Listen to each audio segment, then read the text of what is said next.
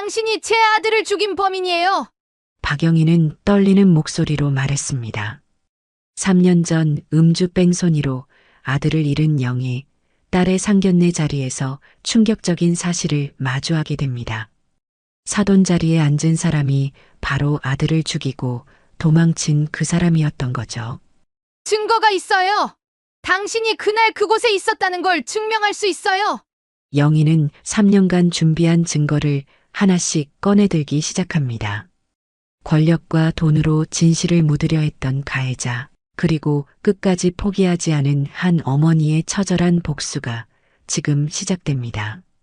과연 영희는 아들의 억울함을 풀어줄 수 있을까요? 영상 시청 전 구독과 좋아요 눌러주세요. 영상을 제작하는데 큰 힘이 됩니다. 지방 소도시 골목 안쪽에 자리한 작은 분식집에서 하루가 시작됩니다. 새벽 5시면 어김없이 불이 켜지는 이곳의 주인은 박영희, 올해 62의 여인이죠. 영희는 묵은 국물을 끓이며 하루를 시작했습니다. 김이 모락모락 피어오르는 냄비 앞에서 국자를 저으며 그녀는 늘 같은 생각에 잠겼어요. 분식집 입구 한편에는 액자가 하나 놓여 있었습니다. 깨끗하게 닦인 유리 안에는 환하게 웃는 젊은 남자의 사진이 들어 있었죠. 영희의 아들 준호였어요. 영희는 국자를 놓고 액자 앞으로 다가갔습니다. 준호야, 오늘도 추운 날씨네. 영희의 손이 액자를 쓰다듬었어요. 사진 속 준호는 28배 나이로 영원히 멈춰 있었습니다. 그날이 벌써 3년 전이었죠. 영희는 눈을 감았어요. 기억이 선명하게 되살아났습니다. 그날 새벽 2시 경찰서에서 걸려온 전화를 받았던 순간이요. 어머님이신가요? 준호 씨의 보호자시죠? 지금 바로 병원으로 오셔야겠습니다. 영희는 잠옷 차림으로 택시를 타고 병원으로 달려갔었죠. 응급실 앞에서 의사를 만났을 때의 그 말을 잊을 수가 없었어요. 유감입니다만 이미 현장에서 사망하셨습니다. 음주 뺑소니 사고였고 범인은 그대로 도주했습니다. 영희는 그 자리에서 주저앉았었죠. 아들의 시신을 확인하러 갔을 때 본 광경은 평생 지워지지 않았습니다. 피로 얼룩진 옷, 박살난 얼굴, 그리고 주머니에서 나온 갈라진 휴대폰이었어요. 화면이 거미줄처럼 금이 가 있었지만 그 안에는 아들이 마지막으로 찍었던 사진이 보였습니다. 저녁에 친구들과 회식하며 찍은 단체 사진이었죠. 영희는 그 휴대폰을 꼭 쥐고 울었어요. 경찰 조사가 시작됐습니다. 형사가 영희에게 물었죠. 어머님, 준호 씨가 그날 어디를 갔었는지 아십니까? 회사 회식이라고 했어요. 10시쯤 끝난다고 했는데 집에 오는 길이었을 거예요. 형사는 고개를 끄덕이며 수첩에 뭔가를 적었습니다. 목격자 진술에 따르면 검은색 대형 세단이 중앙선을 넘어와 준호 씨를 들이받고 그대로 도주했다고 합니다. 블랙박스는요? 영희가 물었죠. 준호가 타고 있던 차에 블랙박스가 있었잖아요. 아, 그게 말이죠. 형사가 난처한 표정을 지었어요. 충격으로 파손돼서 영상을 복구할 수가 없었습니다. 주변 CCTV도 확인했는데 사고 지점이 외곽도로라 카메라가 없었어요. 그럼 범인은요? 어떻게 찾을 건가요? 영희의 목소리가 떨렸습니다. 최선을 다하겠습니다. 차량 파편이 현장에 남아 있어서 분석 중입니다. 형사의 대답은 그뿐이었죠. 1달이 지났습니다. 2달이 지났어요. 반년이 지났습니다. 경찰은 수사에 진전이 없다며 미제 사건으로 분류했죠. 영희는 경찰서를 찾아갔어요. 어떻게 이럴 수가 있습니까? 내 아들을 죽인 놈을 찾아야죠. 담당 형사는 고개를 숙였습니다. 죄송합니다. 하지만 단서가 부족해서 더 이상 수사를 진행하기 어렵습니다. 영희는 무릎이 꺾였어요. 복도에 주저앉아 울었습니다. 옆을 지나가던 다른 형사가 말했죠. 어머니, 일어나세요. 여기서 이러시면 안 됩니다. 내 아들이 억울하게 죽었는데 어떻게 일어나요? 범인도 못 잡으면서 무슨 경찰이에요? 영희는 소리쳤습니다. 분식집으로 돌아온 영희는 매일 아들의 영정 앞에 앉았어요. 딸 수진이 걱정스러운 얼굴로 다가왔습니다. 엄마, 그만 좀 그러세요. 준호 오빤 돌아오지 않아요. 수진아, 엄마는 그냥 넘어갈 수가 없어. 내 오빠를 그렇게 보낸 놈을 찾아야 해. 영희의 눈에는 눈물이 고였죠. 하지만 경찰도 포기했잖아요. 어떻게 찾아요? 수진의 목소리도 떨렸습니다. 반드시 찾을 거야. 언젠가는 진실이 드러날 거야. 영희는 주먹을 꽉 쥐었어요. 시간이 흘렀습니다. 1년이 지나고 2년이 지났죠. 영희는 여전히 분식집을 운영하며 손님들을 맞았어요. 단골 할머니가 물었습니다. 영희 씨, 아직도 준호 생각에 힘드시죠? 힘들긴요. 하지만 살아야죠. 딸도 있고. 영희는 억지로 웃었어요. 그래도 범인은 찾으셨어요? 못 찾았어요. 경찰도 손 놓았고. 영희의 목소리가 가라앉았습니다. 에휴, 세상 참. 할머니가 혀를 찼죠. 분식집 문이 열리고 한 노인이 들어왔어요. 단골 손님 김만수였습니다. 영희 씨, 오늘 떡볶이 한 접시 주시오. 네, 잠깐만 기다리세요. 영희는 주방으로 들어갔어요. 떡볶이를 만들면서도 그녀의 머릿속에는 아들의 얼굴이 떠올랐습니다. 사고 현장의 핏자국, 깨진 휴대폰, 그리고 그날 밤 경찰이 보여줬던 현장 사진들이요. 영희는 그 사진들을 집에 따로 보관하고 있었어요. 혹시라도 단서가 될까 싶어서였죠. 밤마다 사진들을 꺼내보며 뭔가 놓친 게 없는지 확인했습니다. 차량 파편 사진, 도로의 타이어 자국, 그리고 현장에 남겨진 페인트 조각들이요. 경찰은 이런 증거들로도 범인을 찾지 못했습니다. 영희는 혼자 중얼거렸어요. 이게 다 뭐란 말이야. 분명히 단서가 있을 텐데. 딸 수지는 신문사 기자로 일하며 바쁜 나날을 보냈어요. 가끔 집에 들를 때마다 엄마의 모습이 걱정됐습니다. 엄마, 건강 챙기세요. 너무 무리하지 마시고요. 응, 알았어. 너도 일 힘들 텐데 자주 오지 않아도 돼. 영희는 딸의 손을 잡았죠. 엄마가 걱정돼서 그래요. 아직도 오빠 사건 때문에 힘들어 하시잖아요.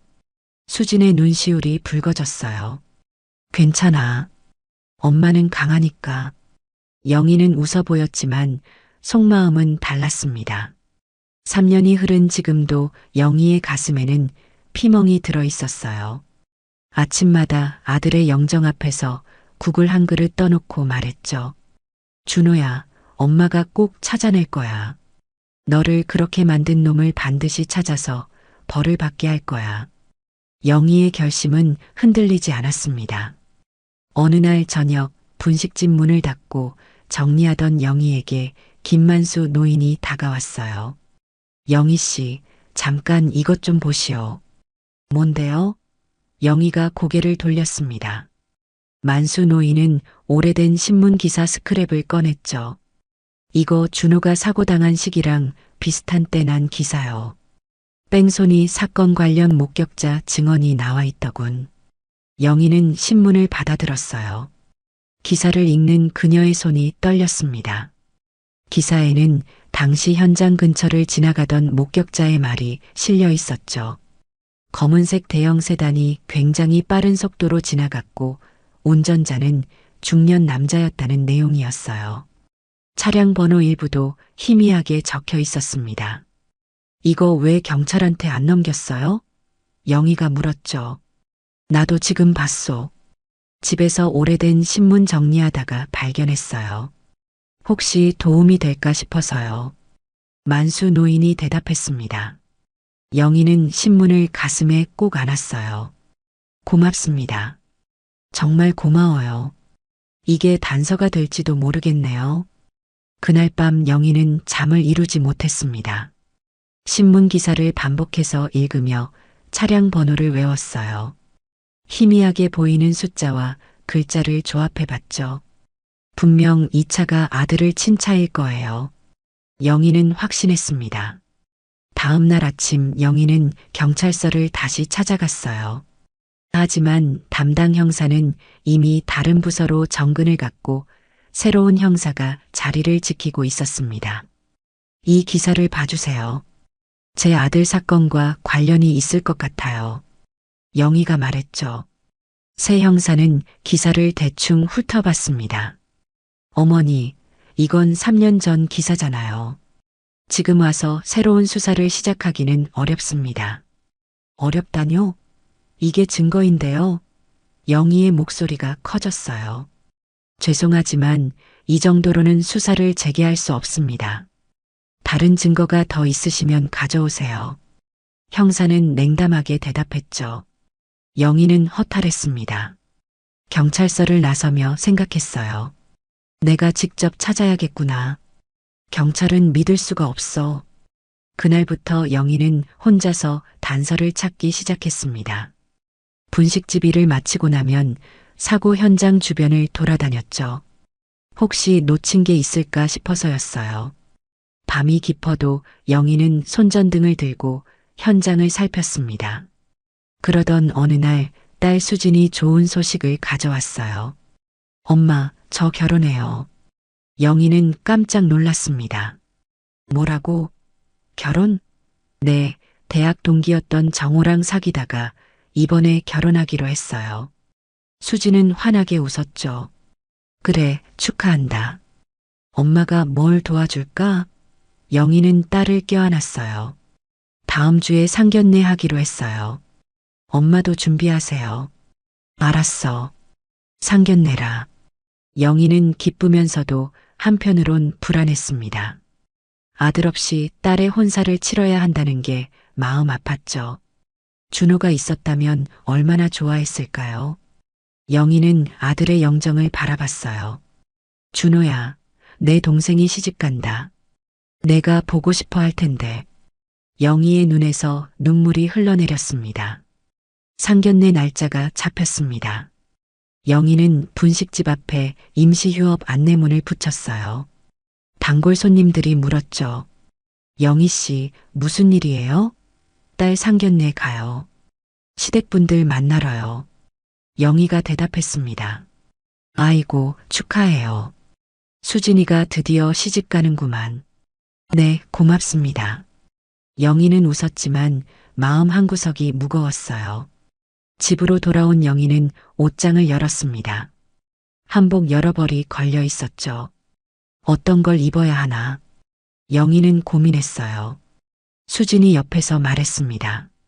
엄마, 연한 분홍색 한복 입으세요. 그게 제일 예뻐요. 그래, 이게 좋을까? 영희가 한복을 꺼내 들었죠. 네, 그거요. 그리고 엄마, 너무 긴장하지 마세요. 수진이 엄마 손을 잡았습니다. 긴장 안 하긴. 처음 보는 사람들인데. 영희가 한숨을 쉬었어요. 정우 아버지는 어떤 분이세요? 건설회사 하신대요. 꽤 큰 회사래요. 수진이 설명했죠. 건설회사라. 영희는 고개를 끄덕였습니다. 그럼 부유하시겠네. 우리랑은 격이 다르겠어. 엄마, 그런 거 신경 쓰지 마세요. 정우는 그런 거 안 따져요. 수진이 달랬어요. 그래도 상대 부모님은 우리 분식집 하는 거 보고 뭐라 생각할까? 영희의 걱정이 깊어졌습니다. 괜찮을 거예요. 정우가 엄마 이야기 많이 했어요. 수진은 환하게 웃었죠. 상견례 전날 밤 영희는 잠을 이루지 못했어요. 침대에 누워 천장을 바라봤습니다. 준호 생각이 났어요. 아들이 살아있었다면 상견례 자리에서 든든한 오빠 역할을 했을 텐데. 영희는 눈물을 훔쳤습니다. 다음 날 아침이 밝았어요. 영희는 일찍 일어나 준비를 시작했습니다. 한복을 차려입고 머리를 단정하게 빗었죠. 거울을 보니 주름진 얼굴이 보였어요. 나이가 들었구나. 영희는 쓸쓸하게 웃었습니다. 수진이 방에서 나왔어요. 엄마, 준비 다 됐어요? 응, 다 했어. 수진아, 너 참 예쁘다. 영희가 딸을 바라봤습니다. 수진은 우아한 원피스를 입고 있었어요. 엄마도 예뻐요. 우리 엄마 최고예요. 수진이 엄마를 껴안았죠. 두 사람은 택시를 타고 호텔로 향했습니다. 시내 중심가의 특급 호텔이었어요. 영희는 호텔 로비에 들어서며 주눅이 들었습니다. 화려한 샹들리에와 대리석 바닥이 눈부셨죠. 여기가 상견례 장소야? 영희가 작은 목소리로 물었어요. 네, 정훈의 아버지가 예약하셨대요. 수진이 대답했습니다. 엘리베이터를 타고 3층으로 올라갔어요. 레스토랑 입구에 직원이 서 있었습니다. 예약자 성함이 어떻게 되십니까? 이정호 씨 예약이요. 수진이 말했죠. 안쪽으로 안내해 드리겠습니다. 직원이 앞장섰어요. 넓은 레스토랑 안쪽에 큰 원탁이 준비돼 있었습니다. 영희와 수진이 자리에 앉았어요.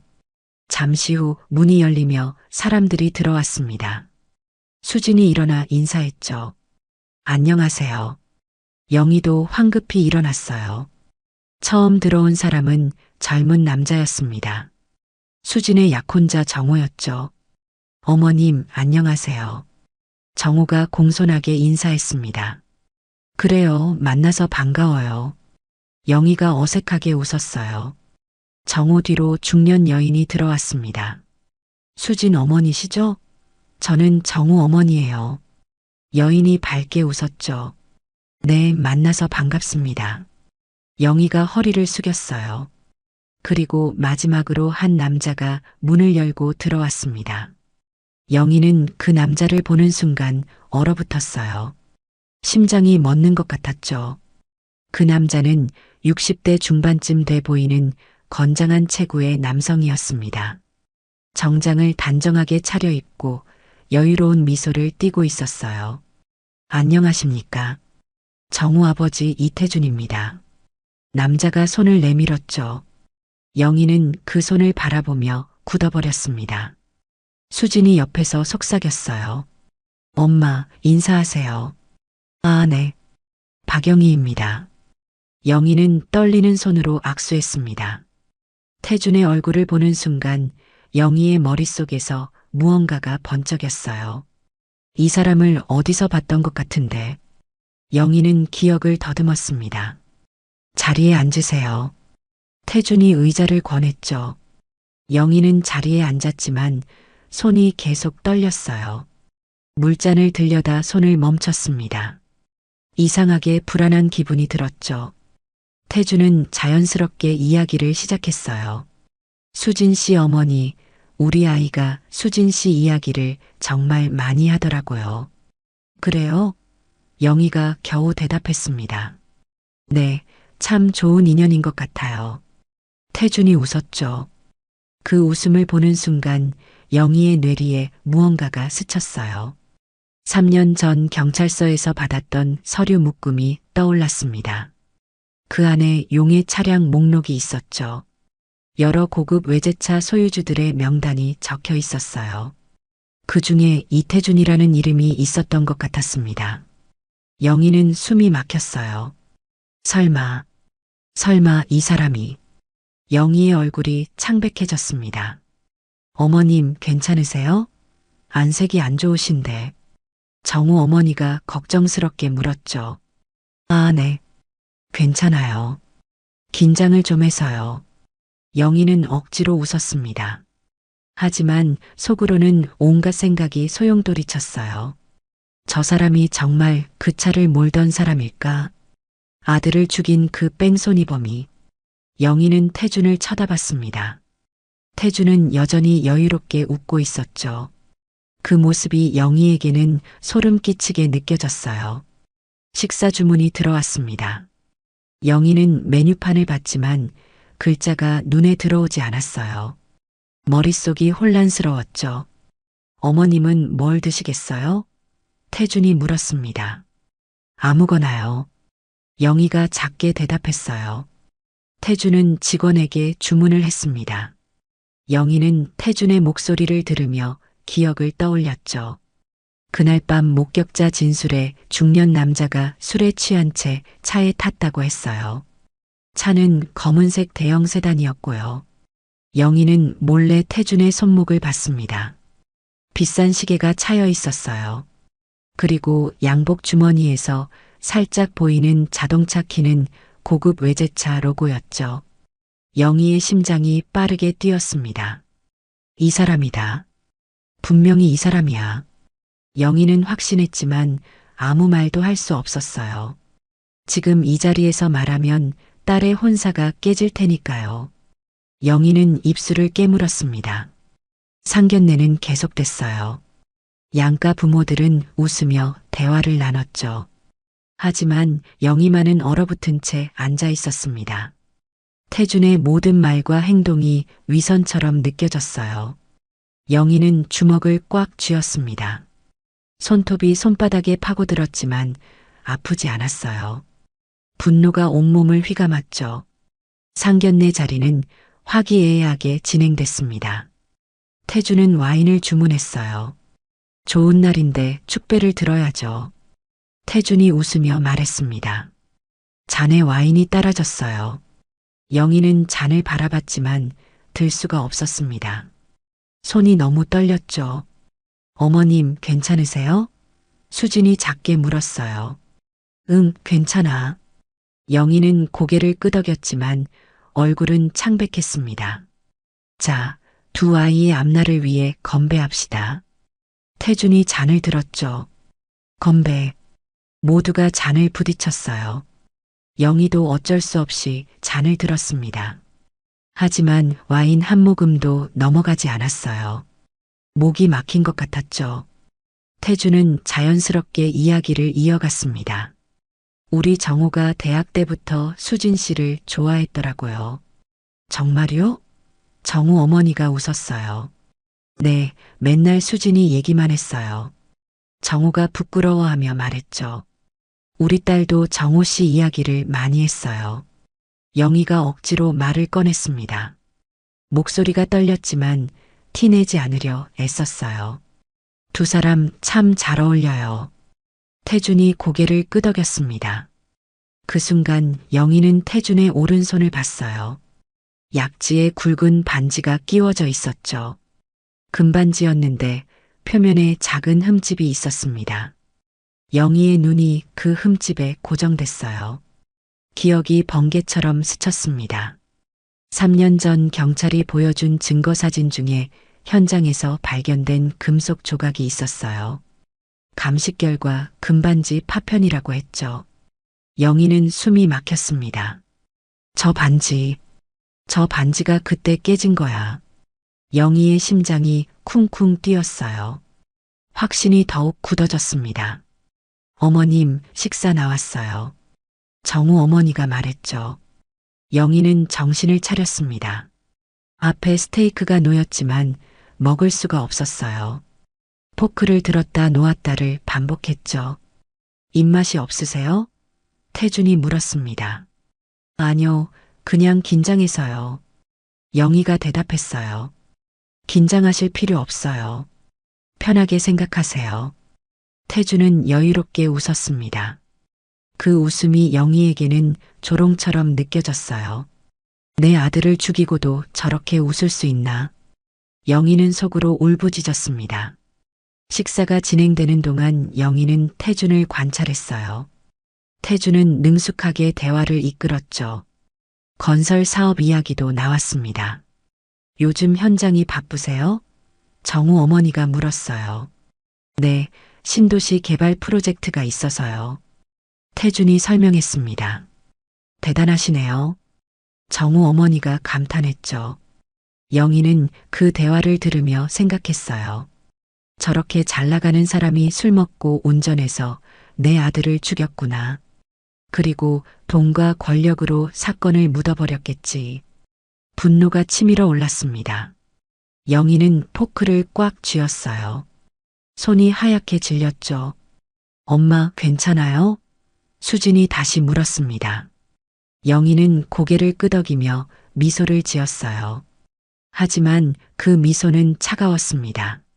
눈빛에는 얼음장 같은 냉기가 서려 있었죠. 태주는 영희의 변화를 눈치채지 못했어요. 계속해서 담소를 나눴습니다. 수진 씨 어머니는 무슨 일 하세요? 태준이 물었죠. 분식집을 운영해요. 영희가 짧게 대답했습니다. 아, 그러세요. 힘든 일이시겠어요. 태준이 고개를 끄덕였어요. 영희는 그 말투에서 은근한 무시를 느꼈습니다. 힘들지만 성실하게 살아왔어요. 영희의 목소리에 날이 섰죠. 물론이죠. 대단하세요. 태주는 무심하게 대꾸했습니다. 그 순간 영희는 결심했어요. 이 사람을 반드시 벌받게 하겠어. 어떻게든 증거를 찾아내겠어. 영희의 눈빛이 변했습니다. 예전의 슬픔과 체념은 사라지고 날카로운 결의가 자리 잡았죠. 식사가 끝나고 디저트가 나왔어요. 케이크와 커피였습니다. 두 집안의 결혼식 날짜를 정해야겠네요. 정우 어머니가 말했죠. 그래야죠. 언제가 좋을까요? 태준이 물었습니다. 3달 후면 어떨까요? 정우가 제안했어요. 좋아요. 그때까지 준비하죠. 수진이 동의했습니다. 영희는 아무 말도 하지 않았어요. 머릿속으로는 다른 계획을 세우고 있었죠. 3달. 3달 안에 증거를 찾아야 해. 영희는 다짐했습니다. 상견례가 끝났어요. 모두 자리에서 일어났습니다. 오늘 즐거웠습니다. 태준이 악수를 청했죠. 영희는 그 손을 잡았어요. 차가운 손이었습니다. 악수하는 순간 영희는 태준의 눈을 똑바로 봤어요. 태준도 영희를 봤지만 아무것도 눈치채지 못했습니다. 영희는 속으로 말했어요. 당신이 누군지 알아냈어. 이제 증거만 찾으면 돼. 헤어지는 길에 수진이 물었습니다. 엄마, 오늘 왜 그러셨어요? 아무것도 안 드시고. 배가 안 고파서 그래. 영희가 둘러댔죠. 정훈의 부모님이 좋은 분들이시죠? 수진이 웃으며 말했어요. 그래, 좋으신 것 같더라. 영희는 거짓말을 했습니다. 정우 아버지 멋지시죠? 성공하신 분이에요. 수진이 자랑스러워했어요. 영희는 대답하지 않았습니다. 멋지다고? 살인자가? 영희는 속으로 비웃었죠. 집으로 돌아온 영희는 바로 아들의 사건 기록을 꺼냈어요. 오래된 서류 뭉치와 사진들이었습니다. 영희는 하나하나 다시 살폈죠. 용의 차량 명단을 찾았어요. 거기에 이태준의 이름이 있었습니다.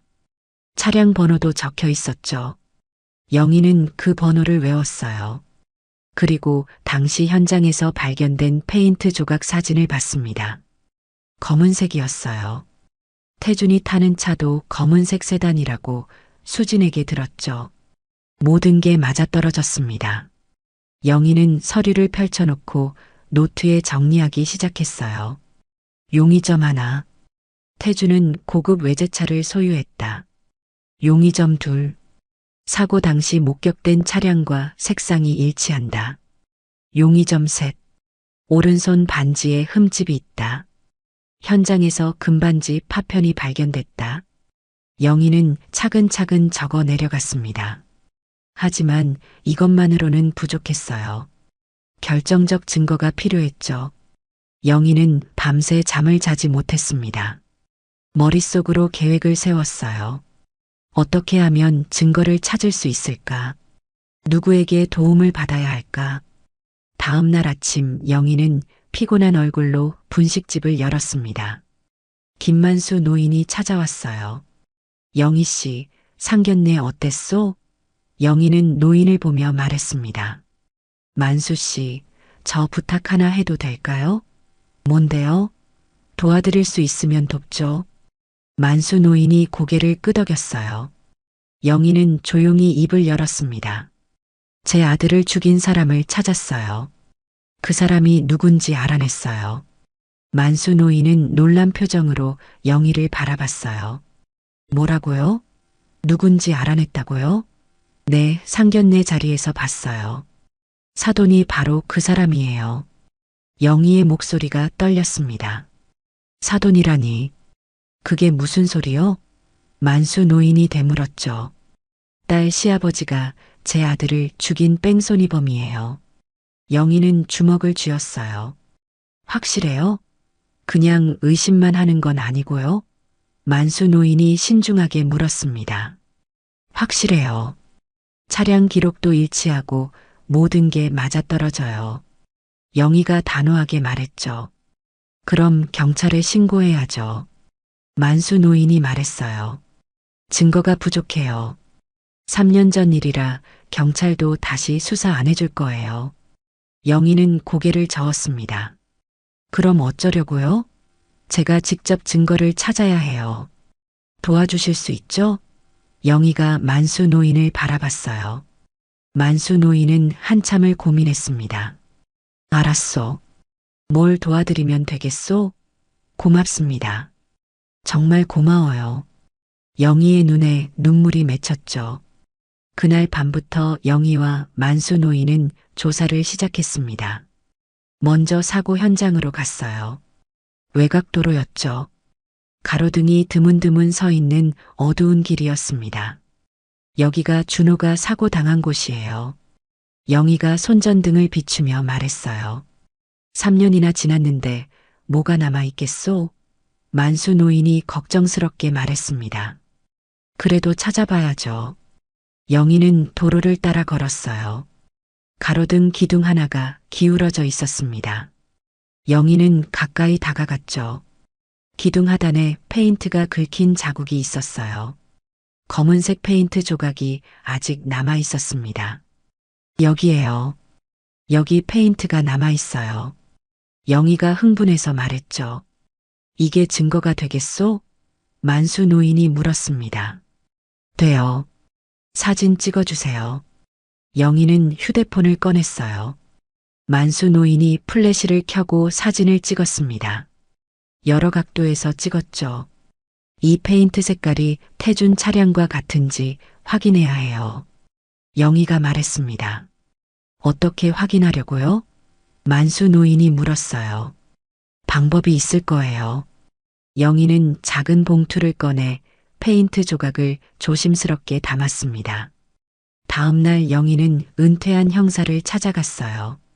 박기철이라는 사람이었죠. 만수 노인이 소개해준 지인이었습니다. 기철의 집을 찾아가 문을 두드렸어요. 누구십니까? 안에서 목소리가 들렸습니다. 만수 씨 소개로 왔어요. 박영이라고 합니다. 영희가 대답했죠. 문이 열렸어요. 70에 가까운 노인이 나왔습니다. 아, 만수한테 연락받았어요. 들어오세요. 기철이 영희를 맞았습니다. 거실로 안내됐어요. 소파에 앉자 기철이 차를 내왔습니다. 무슨 일로 오셨는지 만수한테 대충 들었어요. 네, 제 아들 사건 때문에요. 영희가 말했죠. 3년 전 뺑소니 사건 말이죠? 기철이 고개를 끄덕였습니다. 네, 범인을 찾았어요. 하지만 증거가 필요해요. 영희의 목소리가 간절했어요. 범인을 찾았다고요? 누군데요? 기철이 몸을 앞으로 기울였습니다. 이태준이라는 사람이에요. 건설회사 회장이에요. 영희가 말했죠. 이태준, 그 사람 알아요. 돈 많고 권력 있는 사람이죠. 기철의 표정이 굳어졌어요. 당시 용의 차량 명단에도 있었어요. 하지만 경찰이 제대로 수사 안 했죠. 영희가 말했습니다. 그땐 위에서 압력이 있었을 거예요. 기철이 한숨을 쉬었습니다. 압력이요? 네, 그런 사람들은 경찰 고위층과 연줄이 있어요. 사건을 덮을 수 있죠. 기철이 설명했어요. 영희는 분노가 치밀었습니다. 그래서 제 아들은 억울하게 죽은 거예요? 영희의 목소리가 떨렸죠. 죄송해요. 제가 당시 담당이었다면 끝까지 파헤쳤을 텐데. 기철이 고개를 숙였습니다. 도와주실 수 있죠? 당시 수사 기록 같은 거요. 영희가 간청했어요. 기철은 잠시 고민했습니다. 그건 불법이에요. 제가 퇴직했지만 경찰 자료를 함부로 유출하면 안 돼요. 그래도 도와주세요. 제발이에요. 영희가 애원했죠. 기철은 영희의 눈을 봤어요. 절박한 눈빛이었습니다. 알았어요. 조건이 있어요. 뭔데요? 뭐든 하겠어요. 영희가 말했습니다. 이 자료로 무고한 사람을 해치면 안 돼요. 정말 태준이 범인이 확실해야 해요. 기철이 단호하게 말했죠. 확실해요. 제가 책임지겠어요. 영희가 고개를 끄덕였습니다.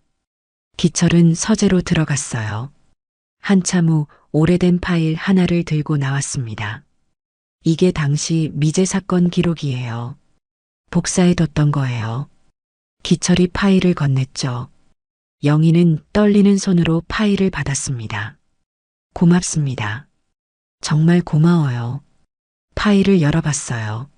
사건 개요와 목격자 진술이 정리돼 있었습니다. 영희는 목격자 진술 부분을 읽었죠. 중년 남성이 술에 취한 듯 비틀거리며 검은색 세단에 탔다. 차는 빠른 속도로 출발했고 중앙선을 넘나들었다. 영희의 손이 떨렸어요. 이거예요. 이게 증거예요. 아직 부족해요. 이것만으론 법정에서 인정 안 될 거예요. 기철이 말했습니다. 그럼 뭐가 더 필요해요? 영희가 물었죠. 결정적 물증이요. 차량 사고 기록이나 목격자 진술서 같은 거요. 기철이 설명했어요. 어떻게 구하죠? 그건 제가 도와드릴 수 없어요. 직접 찾아야 해요. 기철이 고개를 저었습니다. 영희는 파일을 가슴에 안았어요. 알았어요. 제가 찾을게요. 반드시 찾을 거예요. 집으로 돌아온 영희는 파일을 꼼꼼히 읽었습니다. 밤새도록 읽고 또 읽었죠. 모든 정황이 태준을 가리켰어요. 하지만 기철 말대로 결정적 증거가 없었습니다. 다음 날 수진이 집에 들렀어요. 엄마, 요즘 얼굴이 안 좋으신데 괜찮으세요? 괜찮아. 좀 피곤해서 그래. 영희가 웃었습니다. 결혼 준비 때문에 스트레스 받으세요? 아니야. 내 결혼은 축복이지. 영희는 딸의 손을 잡았어요. 정혼의 아버지 좋은 분이시죠? 수진이 물었습니다. 영희는 대답하지 못했어요. 속으로 울분이 치밀었죠. 엄마, 왜 그러세요? 수진이 걱정스럽게 물었습니다. 아니야, 아무것도 아니야. 영희는 고개를 돌렸어요. 수진이 돌아간 후 영희는 다시 자료를 펼쳤습니다.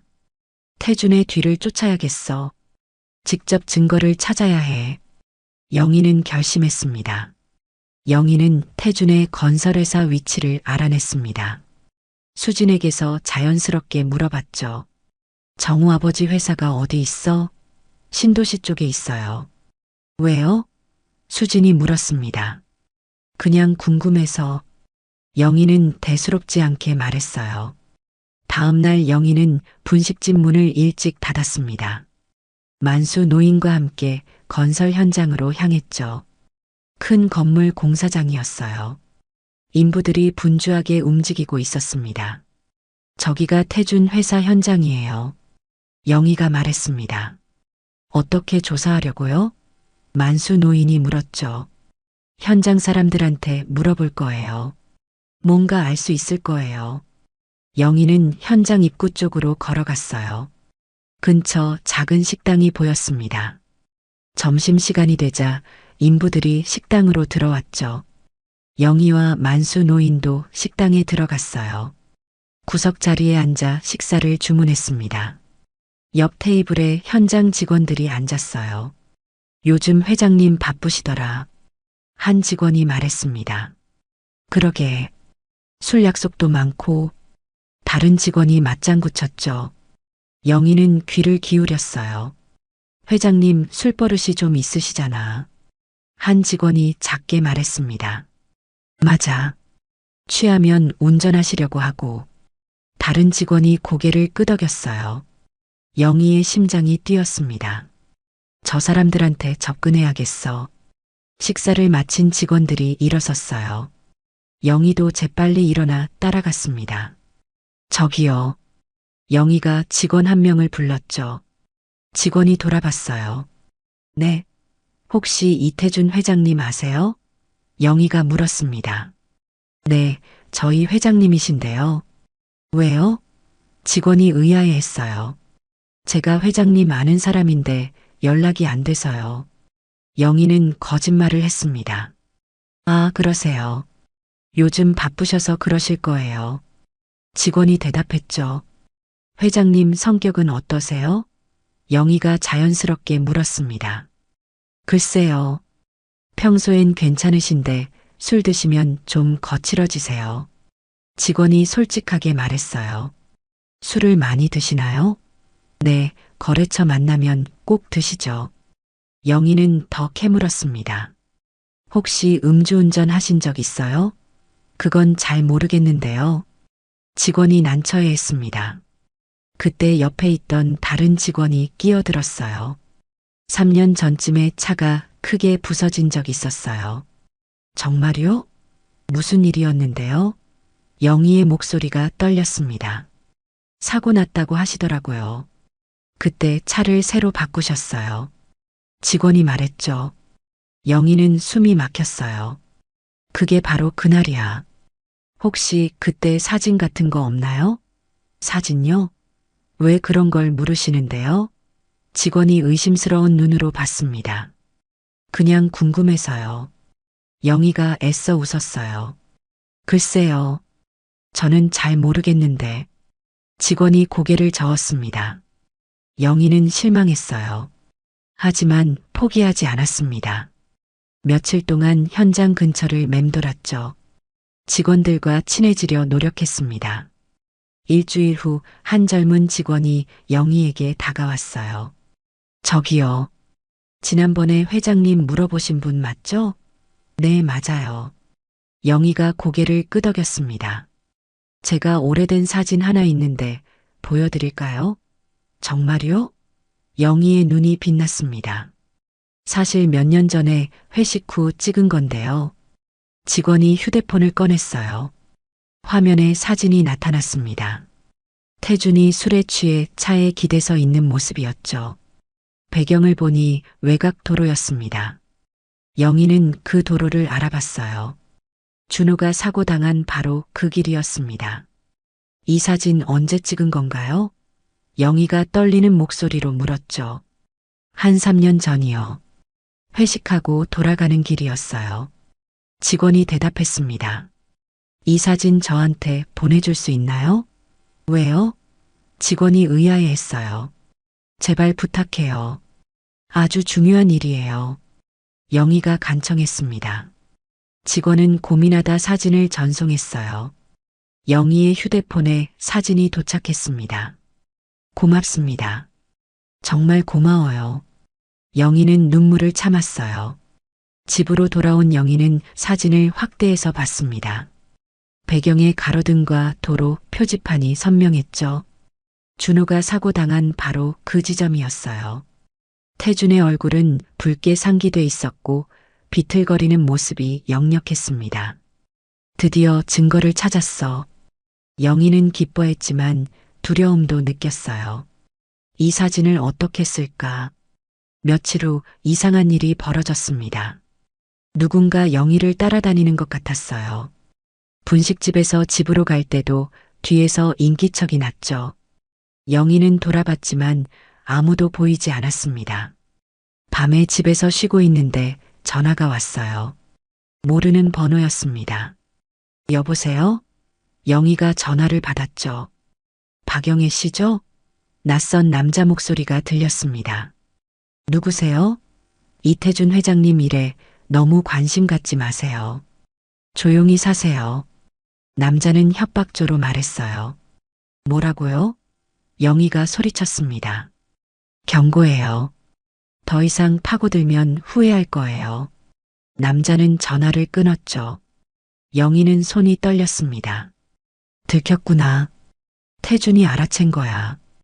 다음 날 아침 분식집 문 앞에 편지가 놓여 있었어요. 봉투를 열어보니 종이 한 장과 탄 물건이 들어 있었습니다. 종이에는 글씨가 적혀 있었죠. 그만 잊으세요. 더 파고들면 위험해집니다. 영희는 탄 물건을 봤어요. 준호가 쓰던 지갑이었습니다. 불에 타 검게 그을려 있었죠. 영희는 지갑을 쥐고 주저앉았어요.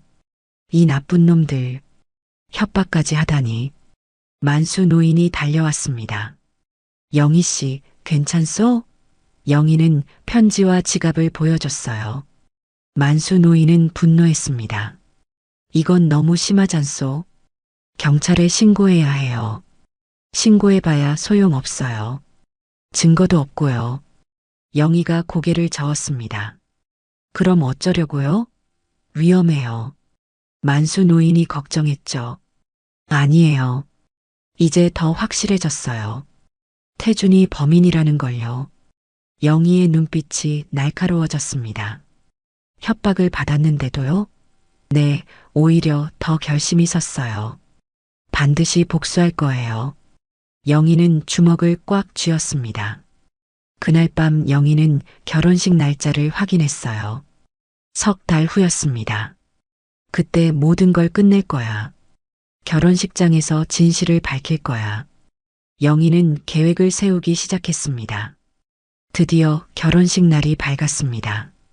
호텔 연회장에는 하객들이 속속 모여들었어요. 화려한 샹들리에가 빛나고 장미 꽃다발이 곳곳에 장식돼 있었죠. 영희는 집에서 옷을 입고 있었습니다.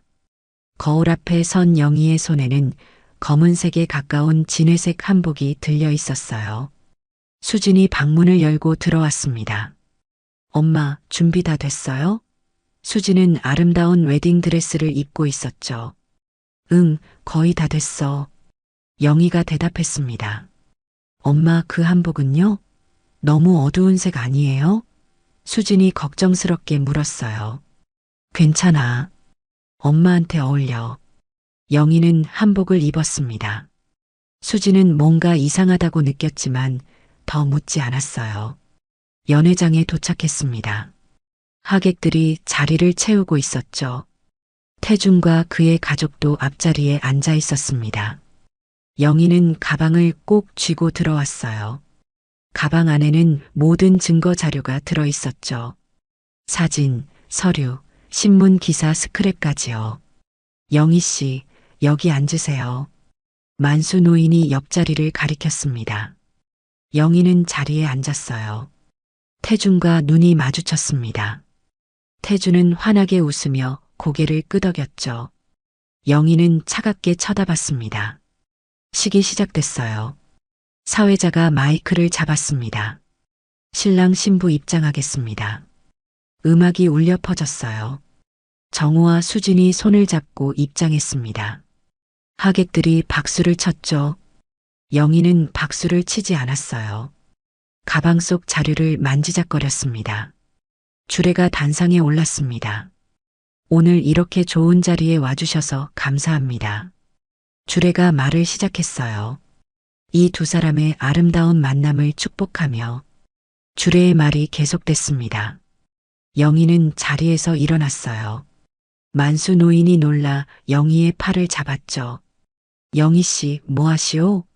영희는 만수 노인의 손을 뿌리쳤습니다. 단상을 향해 걸어갔어요. 하객들이 웅성거리기 시작했습니다. 저 사람 누구야? 신부 어머니 아닌가? 주례는 당황했어요.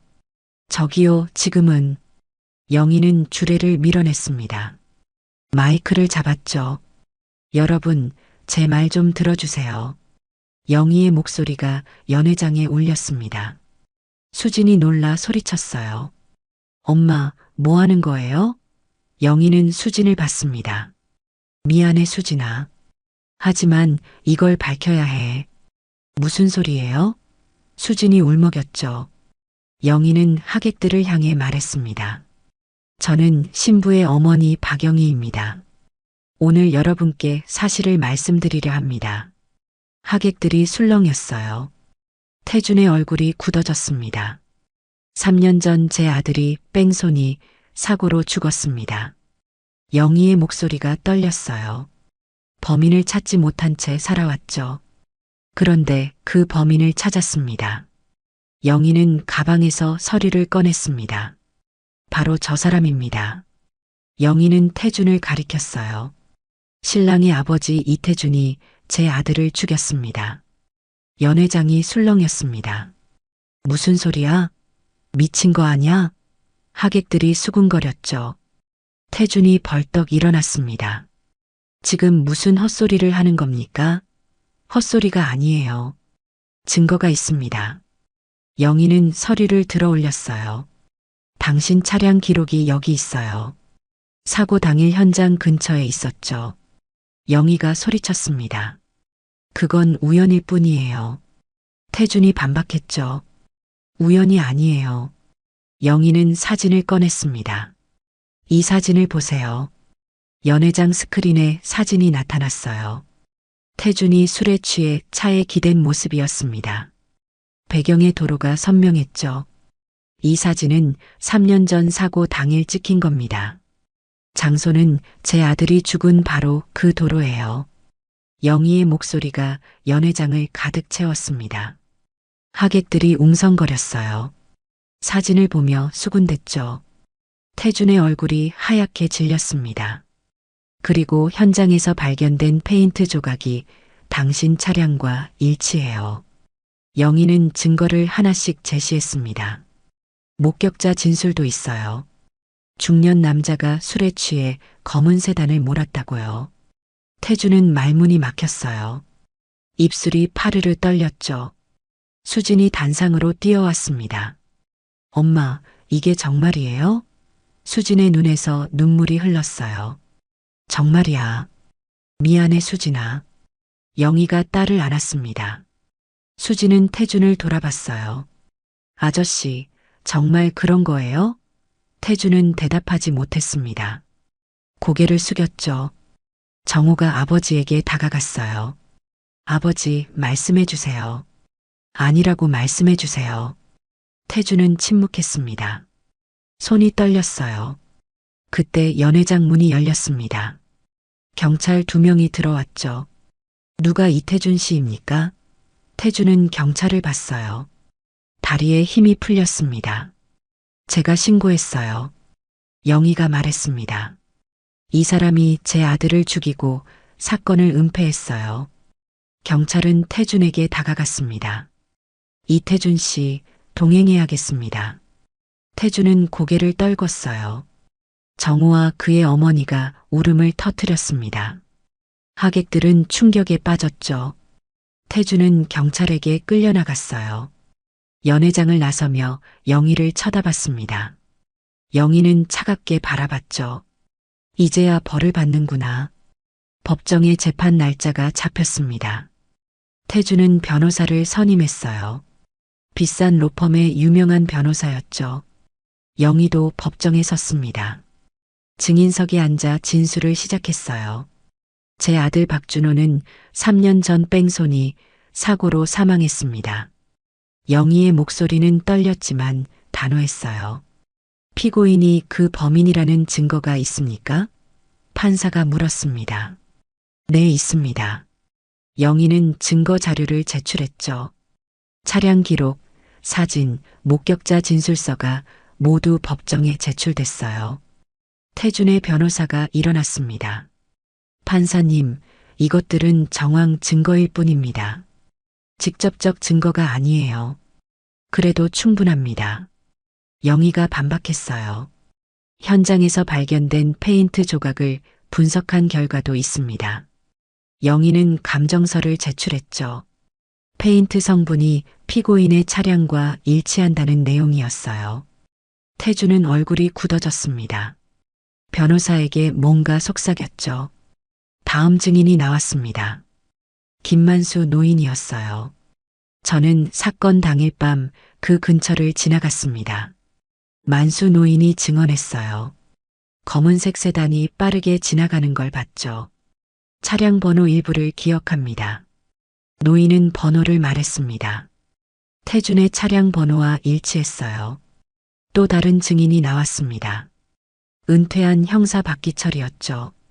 당시 수사 기록을 보면 피고인의 차량이 용의 대상이었습니다. 기철이 증언했어요. 하지만 위에서 압력이 있어 수사가 중단됐습니다. 어떤 압력이었습니까? 검사가 물었죠. 피고인이 지역 유지였고 경찰 고위층과 친분이 있었습니다. 기철의 증언에 방청객들이 술렁였어요. 태주는 고개를 숙였습니다. 건설회사 직원도 증인으로 나왔어요. 3년 전 회장님 차가 크게 파손됐던 걸 기억합니다. 직원이 말했죠. 그날 회장님 표정이 심각하셨어요. 차를 급히 수리했고 곧 새 차로 바꾸셨습니다. 증언이 이어질수록 태준에게 불리해졌어요. 변호사는 반론을 펼쳤지만 소용없었습니다. 피고인 할 말 있습니까? 판사가 태준에게 물었어요. 태준은 한참 동안 침묵했습니다. 입술을 떨며 말했죠. 죄송합니다. 태준의 목소리가 작았어요. 그날 제가 술을 마시고 운전했습니다. 사고를 냈지만 두려워서 도망쳤습니다.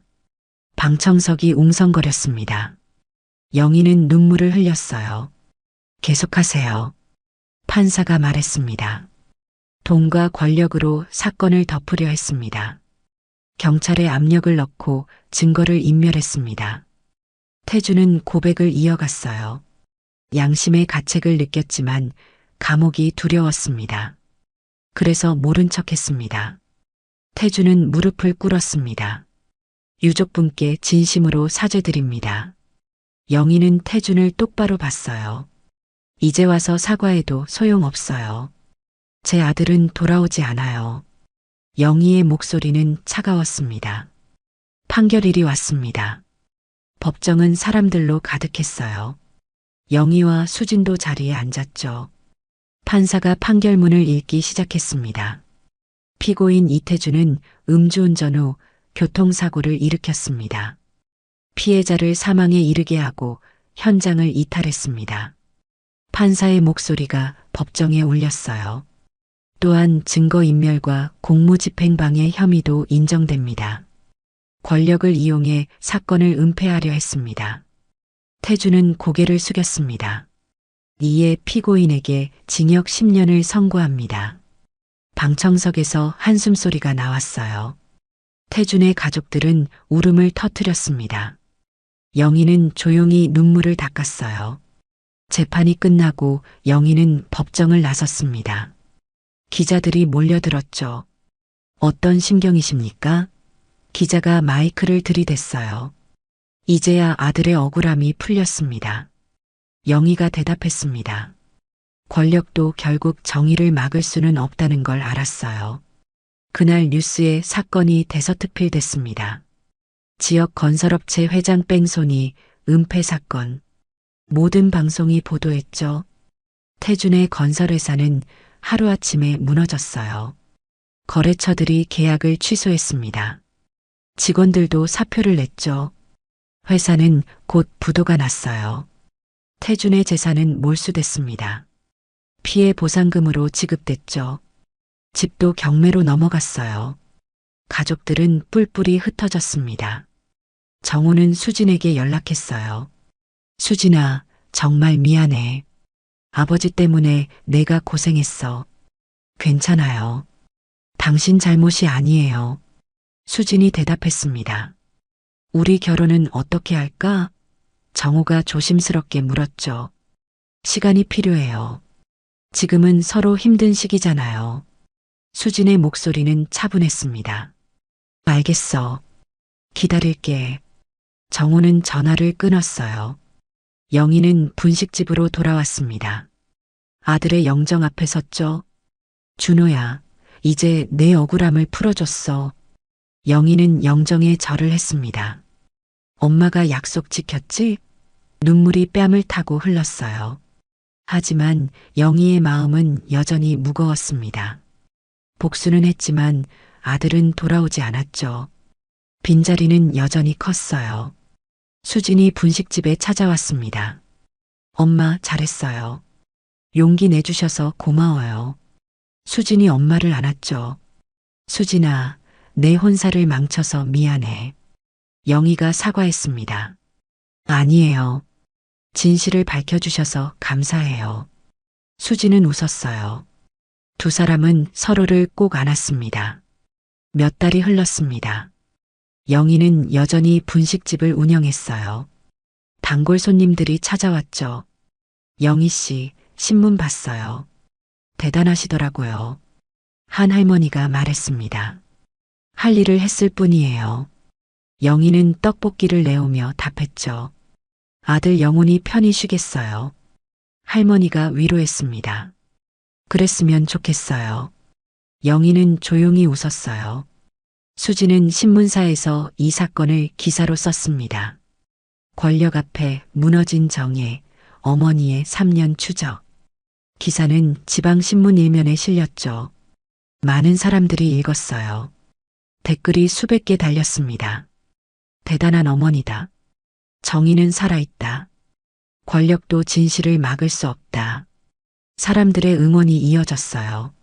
수지는 기사를 엄마에게 보여줬습니다. 엄마, 이거 봐요. 사람들이 엄마를 응원해요. 고마운 일이네. 영희는 기사를 읽으며 눈시울을 붉혔죠. 엄마 덕분에 저도 용기를 얻었어요.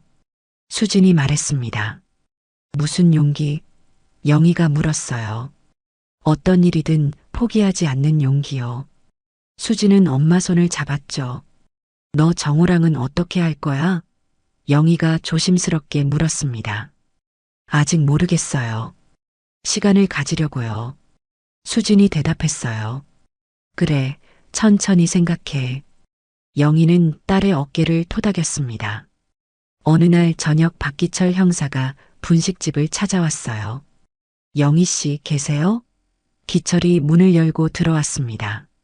어머, 형사님. 영희가 반갑게 맞았죠. 축하해요. 재판 잘 끝났더군요. 형사님 덕분이에요. 도와주셔서 고마웠어요. 영희는 고개를 숙였습니다. 당연한 일했을 뿐이에요. 기철이 자리에 앉았어요. 영희는 떡볶이 한 접시를 내왔습니다. 드세요. 고맙소. 기철은 젓가락을 들었죠. 두 사람은 잠시 조용히 식사했어요. 기철이 입을 열었습니다. 영희 씨, 부탁 하나 해도 될까요? 뭔데요? 영희가 물었습니다. 기철은 가방에서 파일 하나를 꺼냈어요. 이것 좀 봐주세요. 뭔가요? 영희가 파일을 받았습니다. 다른 미제 사건 기록이에요. 오래전 사건인데 아직 못 풀었죠. 기철이 설명했어요. 왜 저한테 보여주시는데요? 영희 씨가 진실을 밝혀냈잖아요. 다른 사건도 도와줄 수 있을 것 같아서요. 기철의 눈빛이 진지했습니다. 영희는 파일을 펼쳐봤어요. 10년 전 실종 사건이었습니다. 이 사건도 권력 때문에 묻혔어요. 기철이 덧붙였죠. 영희는 파일을 천천히 읽었습니다. 생각해 볼게요. 서두르지 마세요. 천천히 생각하시고 연락 주세요. 기철은 일어섰습니다. 영희는 파일을 내려놓았어요. 형사님, 정의를 찾는 일이 이렇게 힘든 줄 몰랐어요.